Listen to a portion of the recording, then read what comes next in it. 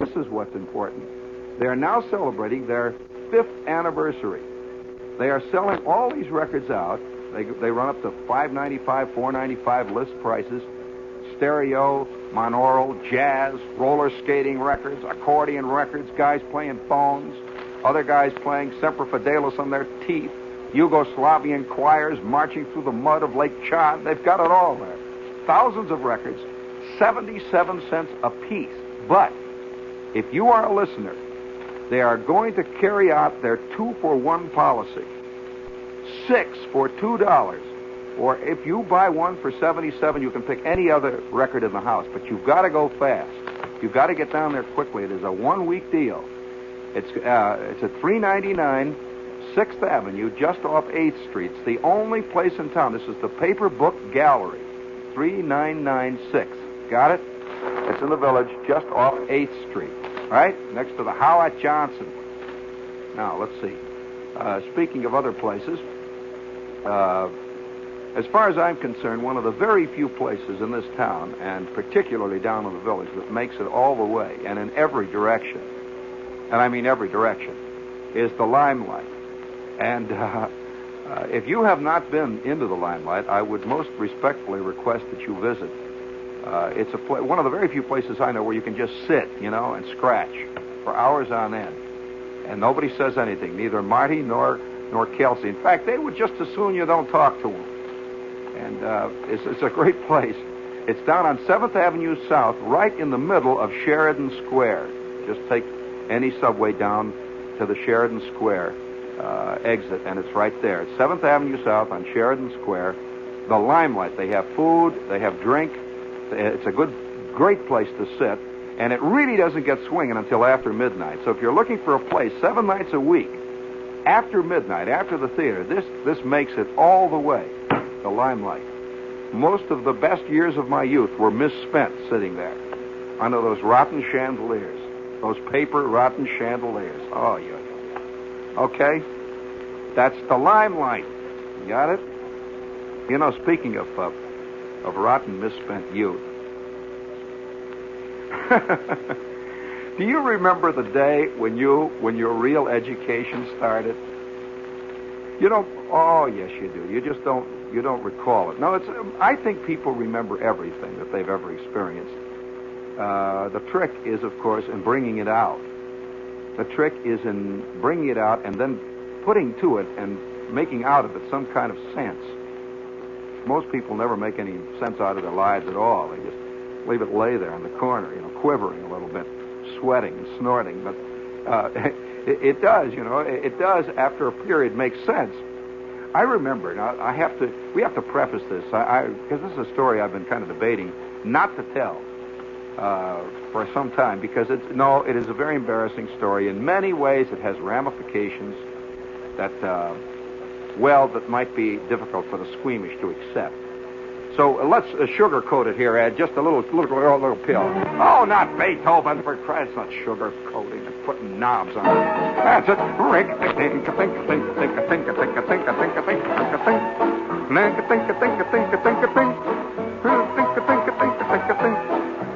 Hey, I'm going to have to sing that song again. I haven't sung. Does anybody want me to sing Ragtime Cowboy Joe before I tell you this rotten story? Let's see.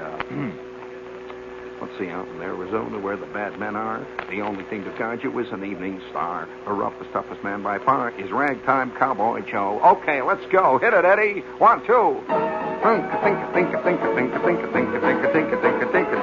He always sings swingy music to the cattle as he swings. Oh, back and forward in the saddle on the horse. That is syncopated, gated, and there's such a funny meter to the roar of his repeater. How they run, when they hear the fellow's gun, because the Western folks all know he's a highfalutin, rootin', tootin', shootin' son of a gun from Arizona. All right, cut it out. That's printed right here. I know where I got it. Right there in the music sheet. No? Check it. Check it. It's all right. That shows my heart's in the right place. Oh, he swings raggedy music to us. Let's see, as he swings. Swingy music to the cattle as he swings back and forward in the saddle on a horse.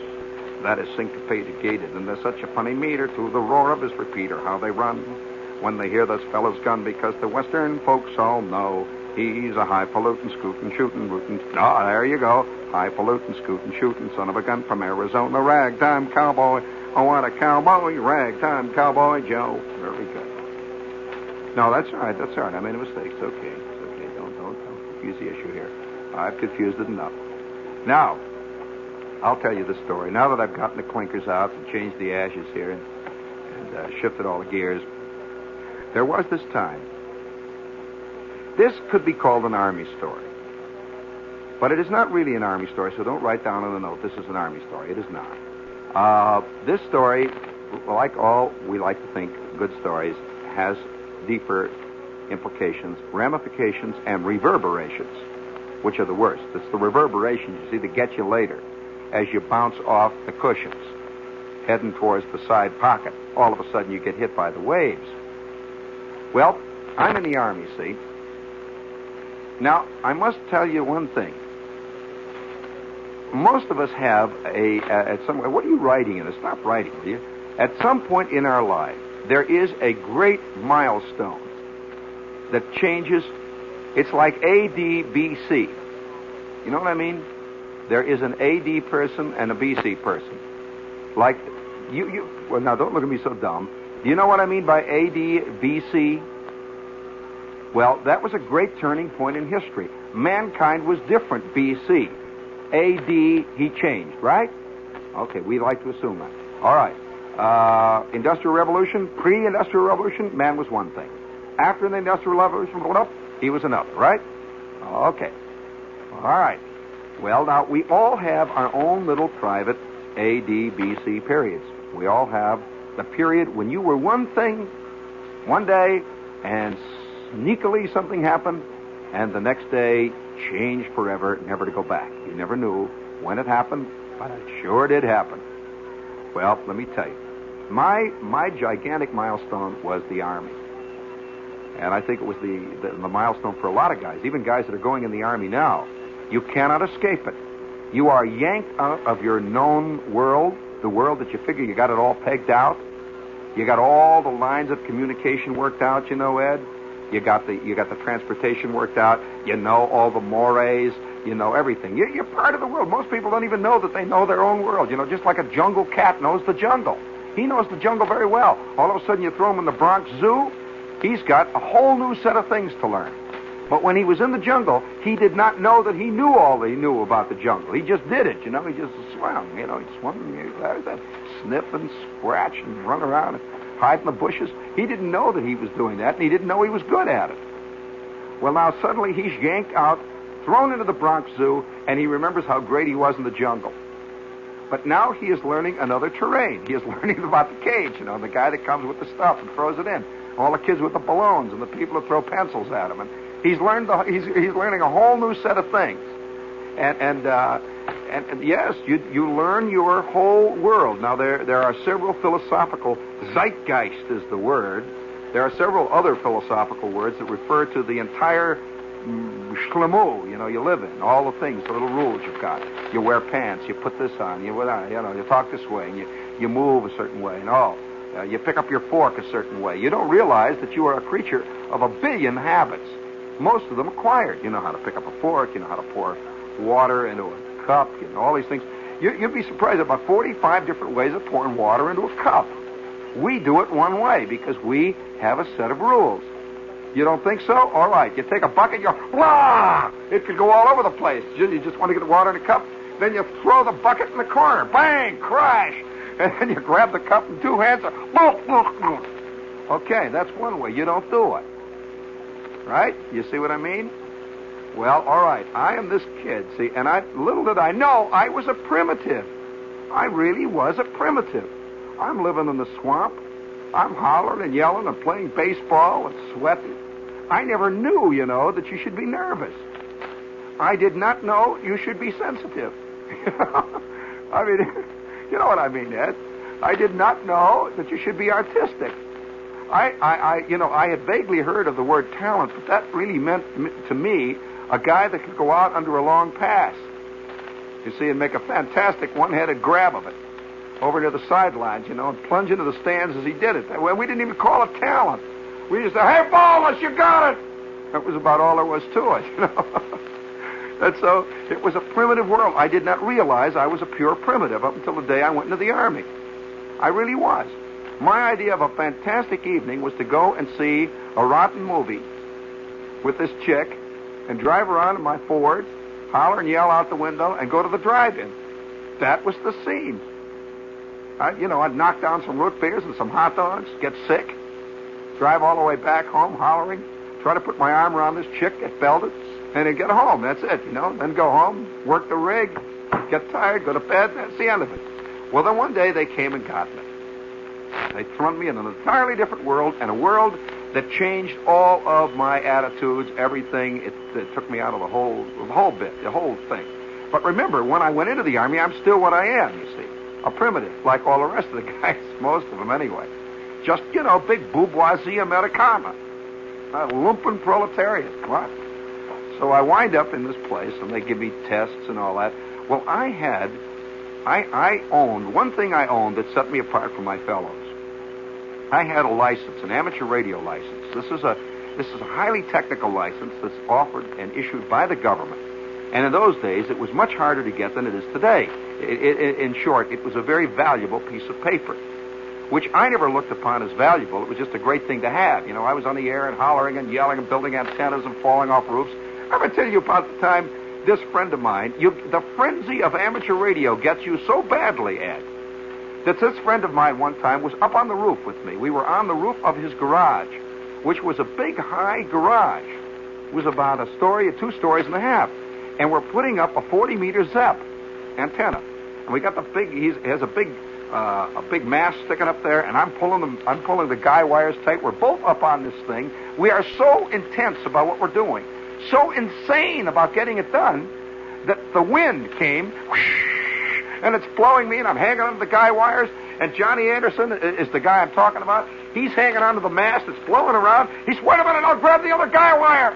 So he runs over to the other end of the garage, grabs the guy wire, and suddenly I see him volplane. He's sailing out over space. The wind caught him. He does a beautiful Immelman right in midair. He does a couple of slow rolls. He volplanes. He's gone. Just disappears. I'm hanging on the guy wire. Hey, Anderson, the guy wire's loose. You let go of the wire. Oh, for crying out loud. And I'm hanging back and forth, and he's gone, and I'm not worrying about him at all, because now suddenly the antenna's slack. It's all going to come down. Hey, the guy wire! Little realizing the guy has flown about 2 stories out onto the terrain and the concrete driveway below. So, hey, Anderson, the guy wire! And then I hear from way below, wait, I'll be right up! And I'm holding on. Suddenly his head appears back over the edge of the garage. He has gotten the ladder. He's climbed back up. And he's hanging onto the wire again. Whoa! Hey! We get it battened down. We're tightening the little winches and the screws. And we're, hold it. Hey, Bolus, will you pull the other? Bolus is on the other roof. See, Bolus, hold it. Hey, oh, boing. He busts another guy wire. Whoa. Well, we fought that wind for about 2.5 hours. Yelling and hollering. We finally get the 40-meter antenna up. We're all 3 nuts. We rushed down into the basement and loaded up. We're trying to see whether it works, we're getting the 600-ohm line. We got standing waves that go from East Chicago, Indiana, all the way to Kentucky. Oh, boy. Oh, we got to cut the leader off. We got to trim off. 5 minutes later, we're back up. It's getting dark, and the wind is howling, and we're trying to get the standing waves out of the feed lines. We're trying to get a trim. We finally get this thing going just as night falls. Johnny is down there. He loads her up. He gets on 40. It works beautifully. And then he collapses with 9 broken ribs. Never said a word before that. The frenzy was on him. I'll tell you, when the frenzy gets guys, nothing is going to get in their way. Well, this is the kind of world I lived in. Guys were not that, we just did it. We were out there fighting. We're primitives. Well, the Army took one look at that piece of paper and said, aha. They gave me about 94 tests, and the next thing I know, I am at the University of Chicago. Yanked right out of this primitive world, and I am at the University of Chicago in microwave techniques, studying microwaves, studying radiation, studying all kinds of the most esoteric, ultra and VHF lore that you could possibly imagine, and some that you couldn't imagine. Highly secret. I'm wild with excitement. Oh, boy, I'm immediately I'm up to my ears in vector analysis and wave analysis. I'm really working. I love this stuff. I'm batting. And then they come around me. See, I'm just primitive. Up to this point, life is simple. You can get the vector analysis out and you start working the Kirchhoff law problems and all this. Well, one day, there was a bulletin on the bulletin board, and it said, from now on, all the EM of this command will henceforth cease to wear GI uniform, and will, as of the date listed, begin to wear civilian clothes. Well, I'll tell you, that was absolutely fantastic. I mean, you get rid of this crummy, scratchy suit, and you put on your jazzy sport coat. You're in the Army, you got it all going for you, and it's the war.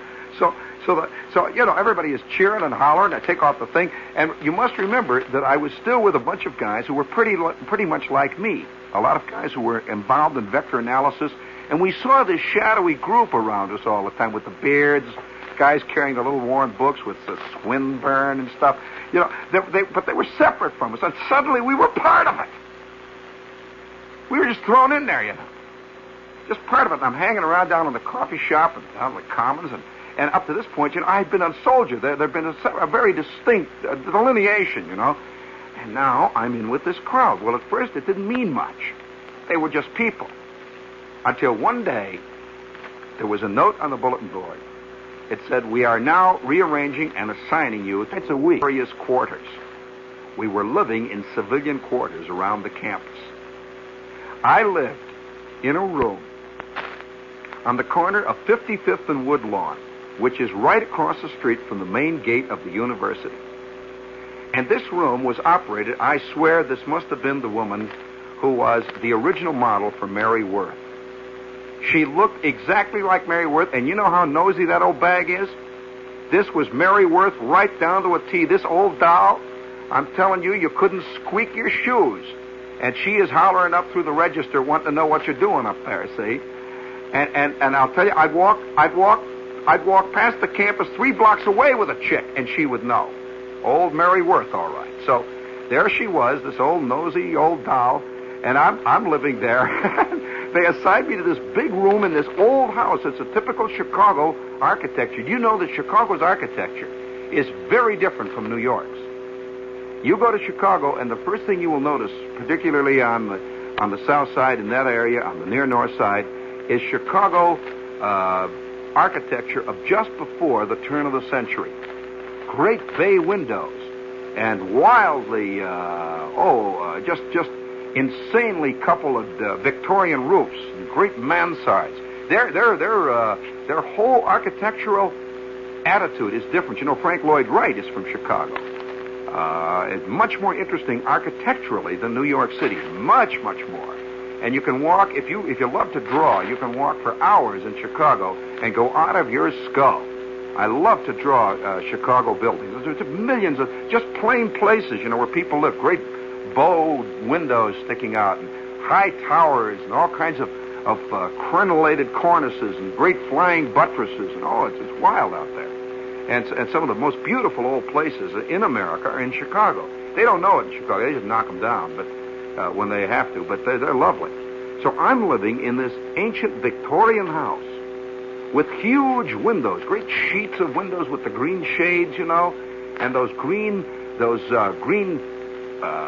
peculiar-looking shingles that look like scales, the kind they have. They're all rounded on the corners and little scale-like things, and it had great big lightning rods up at the top, and big silver balls on top of the lightning rods, and had big brass knockers. It was a real Chicago place. And it had stairs. When you'd walk up the stairs, every time you'd turn on a faucet, it would go, and you could hear houses for blocks reverberating. And some guy would flush the John at 57th Street up top. And you'd stand there, and all of a sudden, your your bathtub would go spit right up to the ceiling. Just because, all the way, blocks around, everything was reciprocal all around that whole neighborhood. Well, I'm living up there, and I'm a GI, see? And I'm in this beautiful room. It's a great big room. It was, a great big son of a gun. Had big wooden closets and all of that. And I'm a GI, and actually, I'm in civilian clothes, see? And every night, I have these big bowed windows on each side, on the corner. Well, now, the thing that is important, I would look out of this bowed window and look right down at Stagg Field. You know what was going on in Stagg Field that day? Yes, they were inventing the atom bomb right across the street from where I lived, right directly across, right down under my window. That was a thing they called the Arlington Woods Project. What's Arlington Woods? Argonne Forest? Now, what was the phrase they used? It was either Argonne Forest, Arlington Woods. Didn't you remember? I think it was Argonne. Argonne, yeah. And I would see the trucks pulling up all the time, and it would say Argonne Woods on the side. Nobody knew what it was. They just figured that they were trying to bring back the University of Chicago football team over there, and that would take a lot of work. Secret scientific work at night. If you know anything about the University of Chicago, and you could see the field right over there. It was right out the window, and the big grandstands where later, I understood, of course, they were doing, Fermi and all these guys were making the atomic pile. It was directly across, like 200 feet from, 200, what am I talking about? Like 75 feet, right there. It was there. And it was in that building where they were doing it. So I'm looking on, I'd see these guys, and there were a lot of guards there, just GI-type guards, but there were GI guards on a lot of places on the campus. In fact, there was a GI guard on a place right down the street where they had two little green lights out in front of it. And that for you GI types, and all the women are wondering what's he talking about there. But you tell them later after we go off the air what the green light means. 2 hours you got, man, no more. Well, right across is this place. So I'm very happy. I'm just, I'm really swinging. Every night I'm down at the bamboo hut, and I'm hollering at all the chicks, and there's a bookshop there. There was the very first type bookshops that we have today, with the paper book, the beat type, and it's all going on there. And I don't know what this is all about. I once in a while I go, hey, let's go bowling. And these people would turn and look at me. What is this? Bowling, crying out loud. And I did not realize that I was meeting the first crowd of the sensitives. And of course, most of them were older than I am. I'm roughly 17 at the period, Got to know that. So one day I am in the pad there. And it's a great day. It's like this. It's a spring day, and I'm feeling just great. And everything is happening. I met this chick in the coffee shop, and I'm beginning to see the world. I don't feel the same old kick when I walk past a used car lot like I used to feel.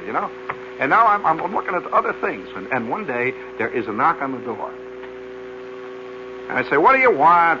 I thought it was that old babe. Now, what do you want? And he says, "May I come in?" And I say, well, yeah, who are you? The door opens, and in steps what later was to prove to be a faithful being. Walks into the room, a tall, thin guy. He had a long, aquiline nose, a totally disdainful air, and a strange way of speaking. He spoke like this. I had never heard anyone speak this way at all, of course. Of course, in Hammond, Indiana, they don't quite speak like this. As a matter of fact, at that point, I had never even heard of Westchester County. And it was just not our world. He walked in and he said, "Hello." I said, "Well, hi. My name, are you listening to me?" And I said, "Well, yeah.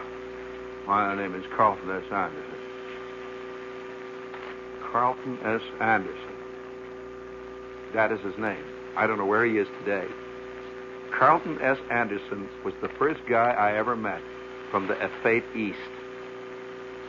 He was the first true village, Westchester County, Princeton, hip, beat, the whole bit. And I'm just a guy, see? I don't know anything about these. None of these words had anything. And he came into the room, And he said, which one of the beds are you using? I said, well, the one by the window. No. And with that, he goes over and he opens the window wide. Again, this is part. Oh, I have to tell you this. He was also fantastically wealthy. He was. There's a great village word referring to rich kids like that. I cannot tell it to you on the air because it's obscene. But he was that. He had a lot of dough. He was infinitely educated. He was highly aesthetic. And there I was, and at that point, I was able to handle anything that came into my world. I would run over it, hit it, or I would kick it, or I would throw it a pass, or I would yell at it.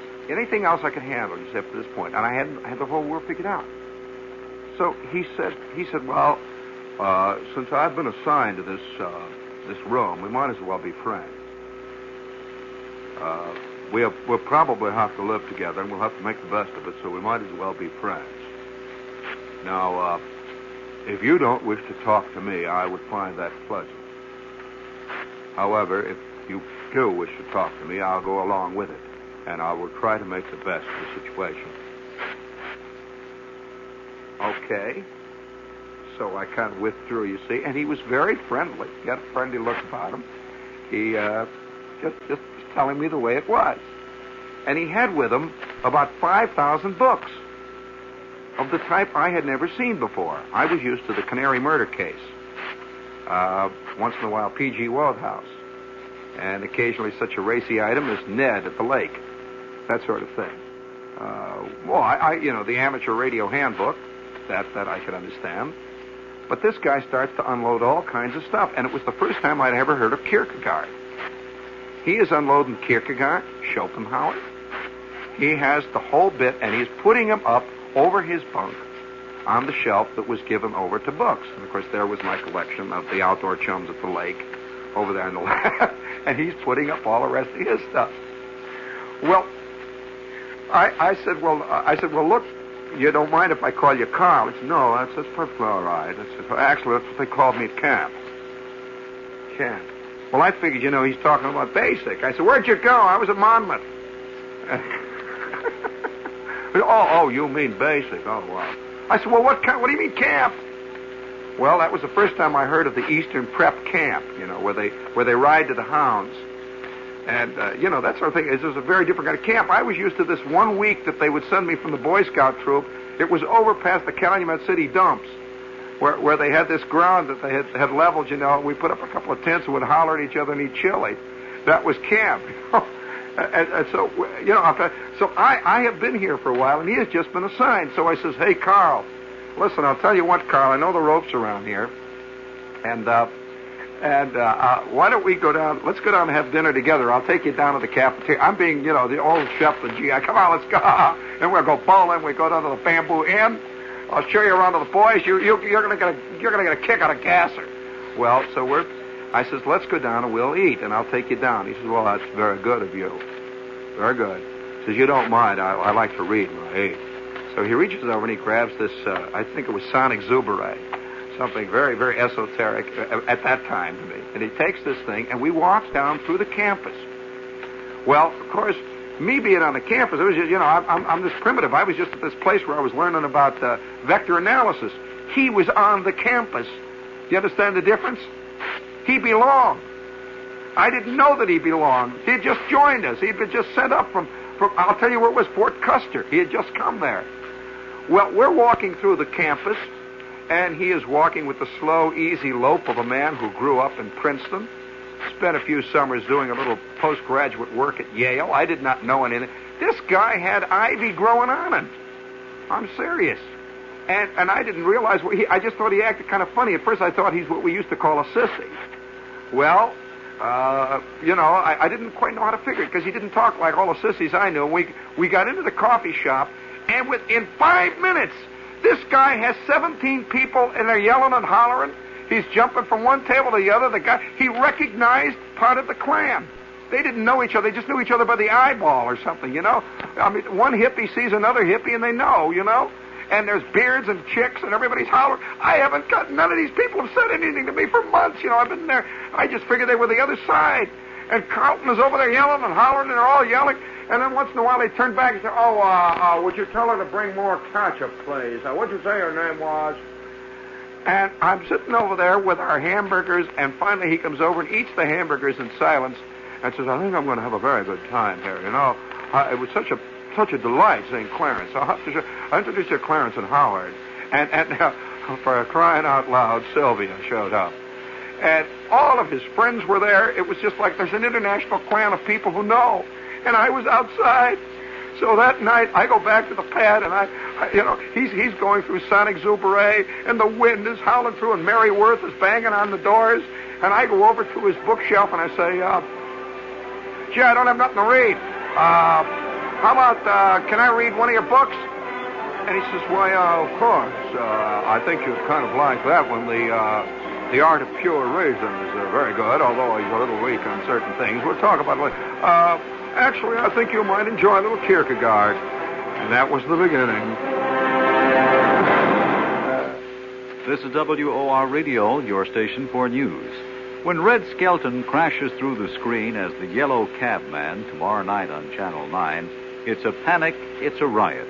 Don't miss Red Skelton along with Gloria DeHaven and Walter Slazak in the Yellow Cabman. That's tomorrow night, 7:30 on WOR-TV Channel 9's The Big Preview. This is WOR-AM and WOR-FM in New York. It's exactly midnight. It's time for Long John Nebel.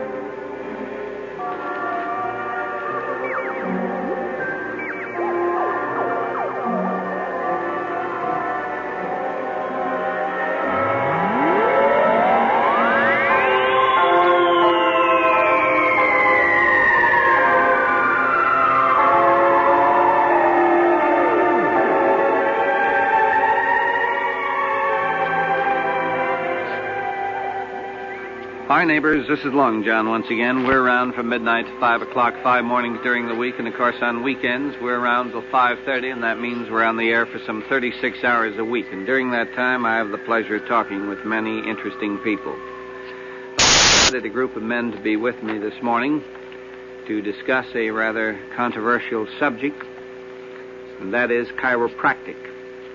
Now, during the years that I've been doing this show, we've had a few shows on this particular subject. In fact, a few weeks ago, we did a few coffee break shows where we talked with Dr. Charles Krasner and also Dr. Robert Davis. Both of these men are chiropractors. And we talked with each of the men for 2 coffee break sessions. The reason that we sort of got started in this again was because of a bill for licensure, which Governor Rockefeller, I understand, will no doubt sign in the next few days. And for some 50 years or so, the chiropractors in the state of New York have been making every effort to have a law that would force any person desiring to practice chiropractic that they would be licensed. According to what I've been told, in some 46 states, they do have licensing laws. Now, I think the date was March 29th. The Senator Peterson bill was passed by the Assembly, and I decided to get in touch with Dr. Charles Krasner, who is the director of the Chiropractic Association of New York, Incorporated. And he joined me one afternoon, and we did 2 coffee break sessions. I asked Dr. Krasner if he had any opinions on the bill, and he told me that as a chiropractor and as a director of the Chiropractic Association of New York, he thought a lot was accomplished. It certainly wasn't a perfect bill. There was room for improvement. But in general, members of that organization were delighted that at least they have in the state of New York a licensing bill. Now there's another group, another organization, a chiropractic organization. It's known as the Empire State Chiropractic Council. Now this group was represented on these microphones for 2 coffee break sessions by a Dr. Robert Davis of Scarsdale, New York. I might also add Dr. Krasner practices in Flushing, New York, and Dr. Robert Davis, chiropractor, practices in Scarsdale. Now, Dr. Davis is a member of the Jurisprudence Committee of the Empire State Chiropractic Council, and he told us that he felt that it was not a practical bill. In fact, the president of the Chiropractic Association made some statements about the Senator Peterson bill. I'll just read a few of them. He felt that the bill is an extinction bill. He felt it was a political concession to the drugs and, unfortunately, this stencil that they cut, that is the Empire State Chiropractic Council, is a rather poor reproduction, but I'll try to read it the best I can. And this is the statement again. It is a political concession to the drugs and medical lobbyists who operate on fat fees all during the legislative session. It will drive every chiropractor underground and subject him to harassment and shakedown techniques. It prohibits the treatment of over 300 diseases with which the chiropractor is now treating. If Rockefeller signs this bill into law, he will be making an enemy of over 3 million patients in New York State who have benefited from chiropractors over the past years.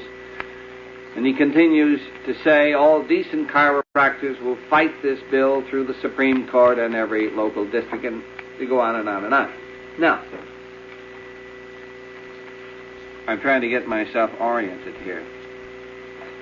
Then I received in the mail from Richard R. Falk Associates, their public relations consultants, representing the Empire State Chiropractic Council. I received a note, and it reads as follows: Dear John, under the chiropractic bill that just passed the Senate and Assembly and is awaiting Rocky's signature, numerous diseases are forbidden under penalty of imprisonment and or fines. He means forbidden for the chiropractor to treat. And he goes on to say, Mr. Falk says, polio is one of them.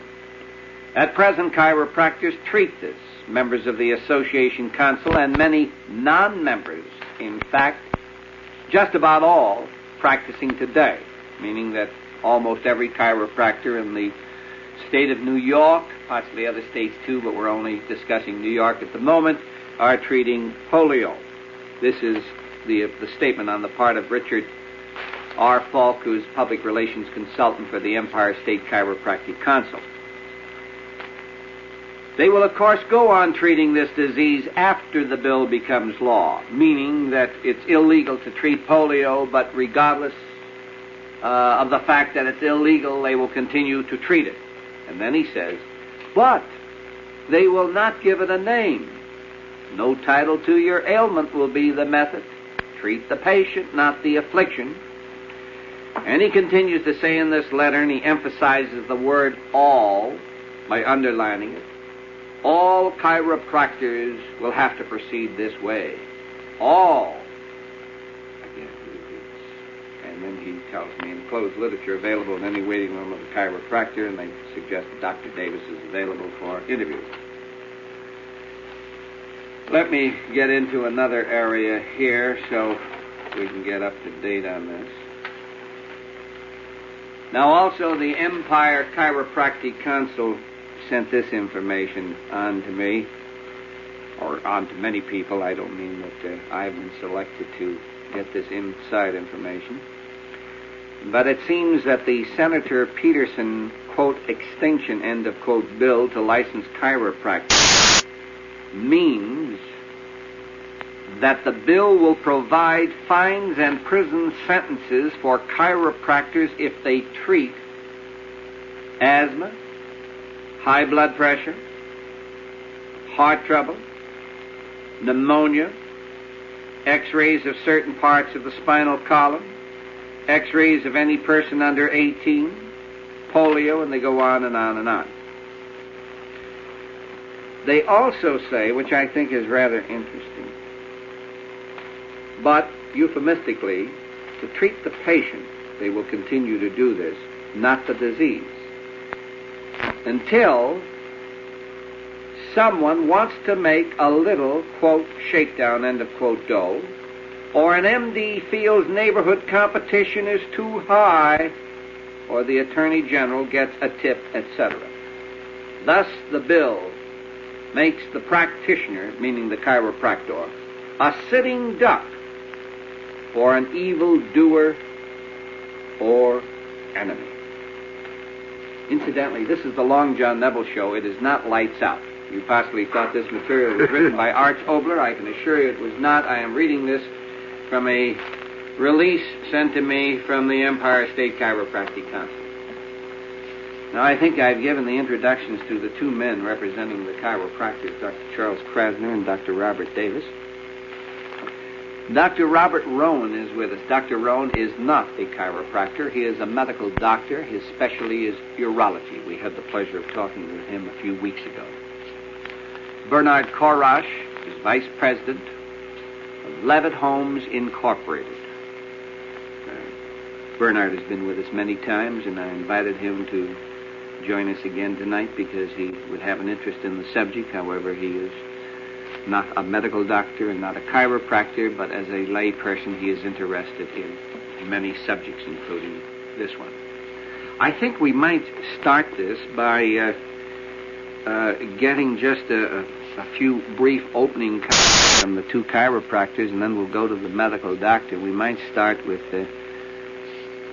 Dr. Davis, who is the head of the Jurisprudence Committee for the Empire State Chiropractic Council. Dr. Davis, I have read a number of things from various releases that I've received from the organization that you are a member of.